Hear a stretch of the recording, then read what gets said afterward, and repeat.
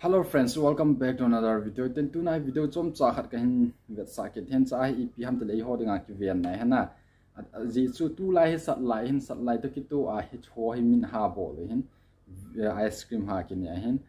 cha hi ama sa an chu video khat na ki sem dan ice cream sunga tang tel ki mo hin ten tu chunga hung viral ki na ke ho langa hung viral hen video thum lang hung viral hen khat chu hi le ice cream sunga ukeng no ukeng tu ki tian la ki mo hin te khat chu hi kina le ukeng ice cream sunga chu e ina lung ho tabang hona te toy do ho tabang hu ki mu ki na he so chu kahin vet sa den khat wan chu video ke kom am pon khat hi uma hen kahin vet sa den just am pula kona zo na ge nehin vet pim lang channel a than hen lung se dan like share subscribe wal video no in tem ve direct panutin cha video kahin play din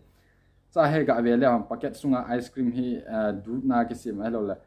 cream a ki sim ice cream ho he cha he tu la ko na cha he pha cha avet no ale asunga hi ep ma ham ti le amol kang ko ma he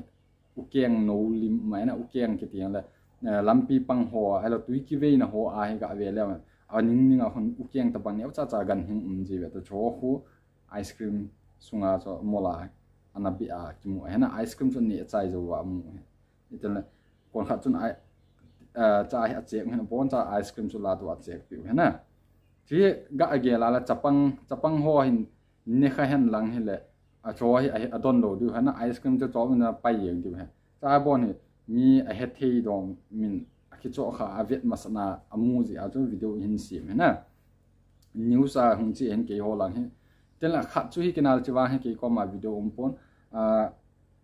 kan muwan chu kana mu na video chu kana mu hin ke holang ma hen cha hi ep bol ham tele ice cream packet sunga chu lung anu ma na ep lung ham tele e ina ho tabang lung kho na ai wa ep lung hi wan lung chu hi yeng tabang ho kho na ke mu do la tabang e ina lung toy ho tabang khu e ne ho khu ma he packet sunga chu a packet sunga chu cha anepa chu a het wa lo hin a packet chu ala atia cho ya ta chok na chapang hin amazon chop hin chop chu ta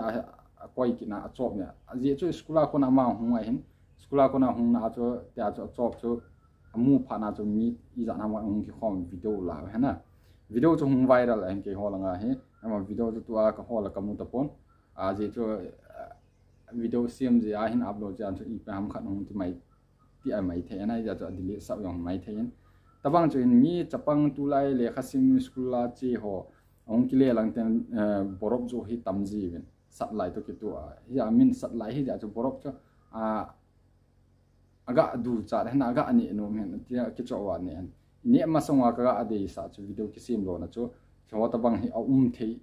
the hi je chun na ne ding na cho ham hi yon la phachan kholin lang cho in lang ni in ti cho ka de sa na ka pa na bula ko na zo na ge nen ngai pe nen ver pe jen ki pa thu ken se ki pa